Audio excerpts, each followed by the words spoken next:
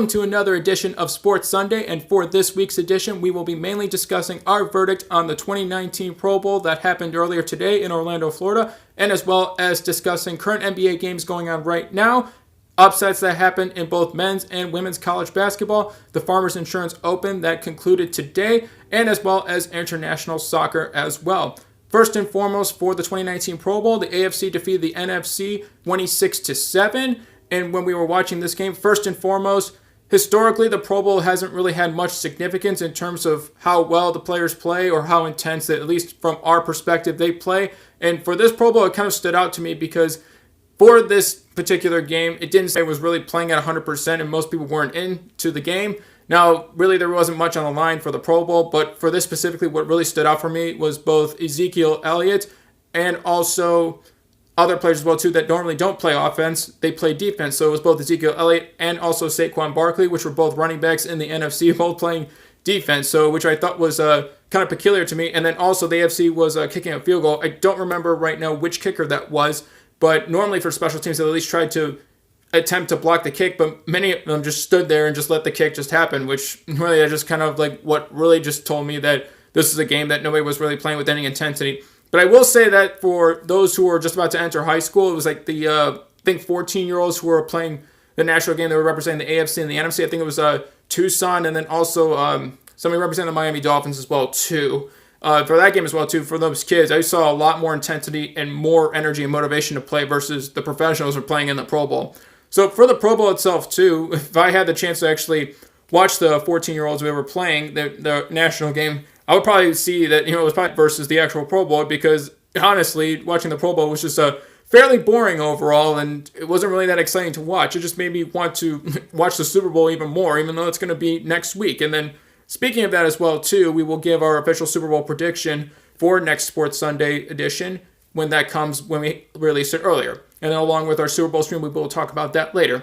So overall, our verdict was that if they're going to play like that, either they need to significantly change up the Pro Bowl and how it is, whether it's different players that are voted in, or just make it only a rookies edition or rookies game, or just having something that makes it a little more unique and makes it stand out more. Or they either high school players or the 14-year-olds that were playing in the national game, they should try to highlight that a little more and just try to bring more energy. And it's something a little newer, to the game, to make it either to lead up to the Super Bowl, to build up momentum to the Super Bowl, or just something that, I don't know, that makes us want as if it were a playoff game or something that either has some sort of connection or meaningfulness or significance either for this upcoming Super Bowl or for next year, for next season, to give the players a little more motivation to play.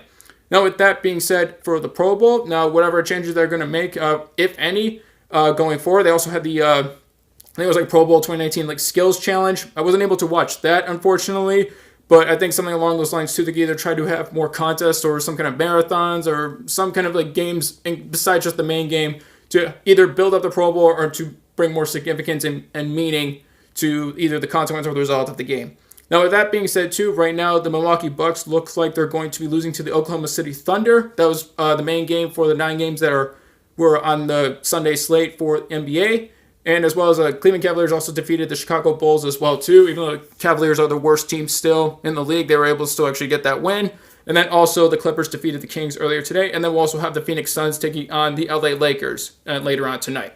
So that was in the NBA. Also, for college basketball, it was Michigan State versus Purdue for men's college basketball. At one point, Purdue was up about 20, but I gave the Spartans, not just the Boilermakers, ended up still winning and upsetting the number 6 ranked team, Michigan State Spartans. But I gave Michigan State a lot of credit because they were able to cut the lead from 20 to 6 at one point. And even though they couldn't finish off the comeback, they did play tough in the second half towards the end of the game, but the Boilermakers were still able to hold on. But, credit to them, too. They played a great game, and they deserved that win. And in the women's for college basketball, the number 1 ranked Notre Dame Fighting Irish, they also ended up losing to UNC at UNC.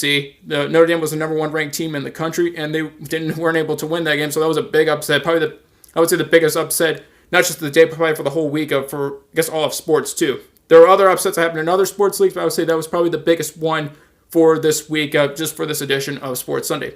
Also, Justin Rose also won the Farmers Insurance Open. He was able to win, so congratulations to him. And then also for international football, really surprisingly, AC Milan, through some fortunate circumstances as well, too, and then also Napoli not able to score their late second half goal. They were able to draw against Napoli, which Napoli was the second ranked team in the table for Serie A.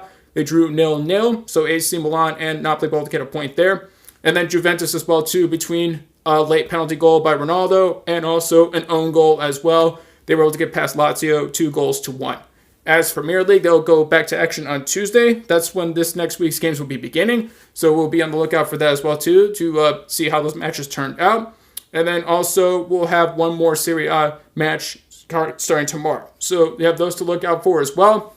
And again, just to wrap up as well too, for the Pro Bowl, in order to make it more entertaining, I would say they have to make significant changes to it, whether it's just meaning to see if they can either add events or to bring more meaning to the game, something to put more energy into the game, because clearly too, nobody had energy in that game, even though they were down in Florida too, and it was even though it was kind of raining as well too during the game too, there was just no energy either from the stands or the players playing. So significant changes going forward would have to be made, just so that there'd be more meaning to the game and more people would want to watch to get them excited for the Super Bowl. Even though the Pro Bowl used to be occurring after the Super Bowl, here, if you're going to put it between the conference championship games and the Super Bowl, I would hope that you would be able to continue the momentum of the conference championship games. The winners of those going to the Super Bowl, you can keep that momentum going. Just seems like you go from conference games, and then there's a dip with the Pro Bowl, and then the Super Bowl, you go back up to try to see who would win the Vince Lombardi Trophy. So with that being said, this will conclude our Sports Sunday edition for this week. Again, for next week, be on the lookout for a special Sports Sunday. We're talking mainly about the Super Bowl, give our official Super Bowl prediction, and then also our Super Bowl 53 live stream. We still plan on having it early, so for our UK and European fans, this is something for them as well too, to give them a chance to be able to join us live. It'll be a more convenient time for them, even though it'll still be evening for them by the time we do plan on going live. It's just something a little extra that we can do as well for them, because I know a lot of the times they're not able to join us. So thank you again for watching this edition of Sports Sunday. We will be on Twitch momentarily. We're going to be live streaming there. We hope you guys can join us there. Thank you again for watching. We will see you guys soon, live streaming on Twitch.